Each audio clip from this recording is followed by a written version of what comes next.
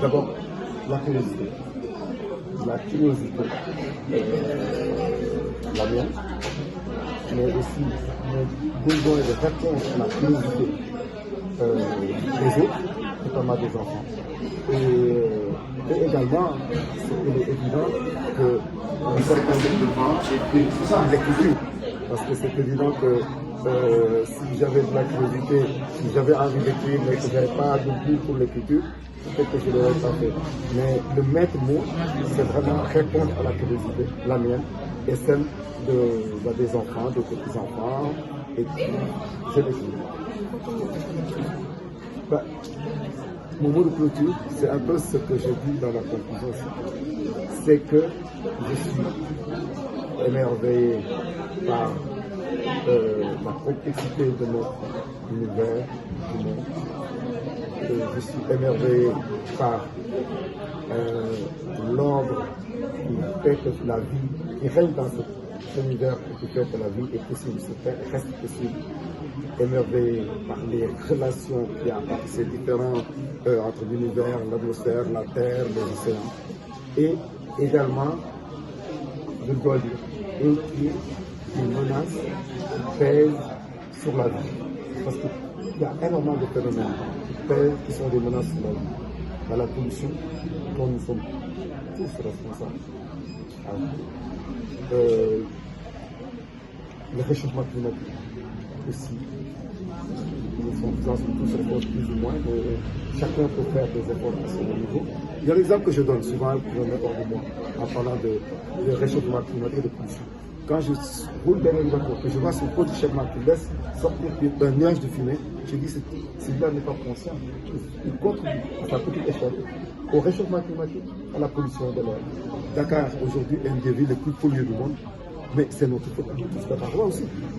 C'est la faute des unes autres, mais est-ce qu'à notre niveau, on fait ce qu'il faut? L'autre jour, je vois quelqu'un, par exemple, chez moi, brûler des arbres et tout le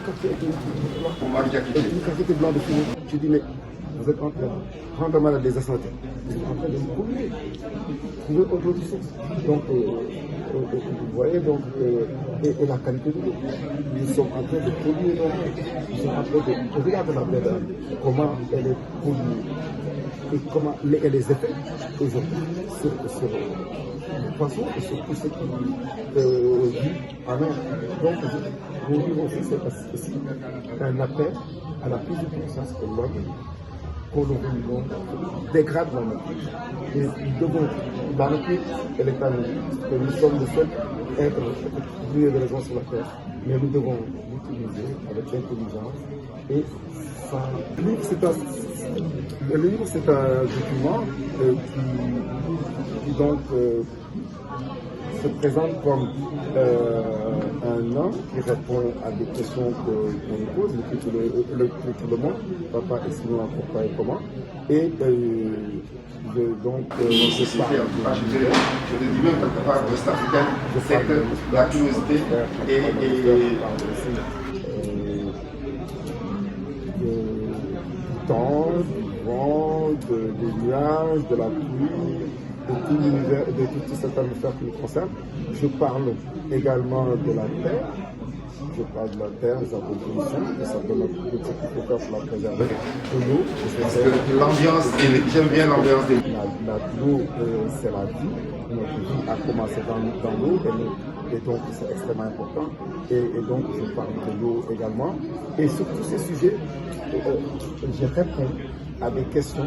Certaines sont scientifiques, sont savantes, d'autres sont, je dirais, insolites, naïves, mais toutes des questions qui nous intéressent. Par exemple, je pose la question que peut-être beaucoup d'entre vous sont posées pour faire le cérémonie.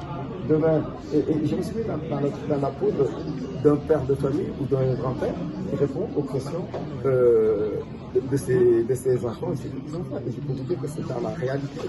Parce que, comment la chose de plus pour le premier livre, la diffusion, c'est ne répondre pas à la question. Et je pense que ce que je veux, je l'ai dit, ce livre-là, c'est devait avoir un outil c'est éloge de la communauté. Nous, les parents, les grands-parents, qu'on fasse l'effort de Tellement d'évidence autour de nous dans tous les domaines qu'on ne les interroge pas. Et si on n'a pas de réponse, on va les chercher. Et pour leur dire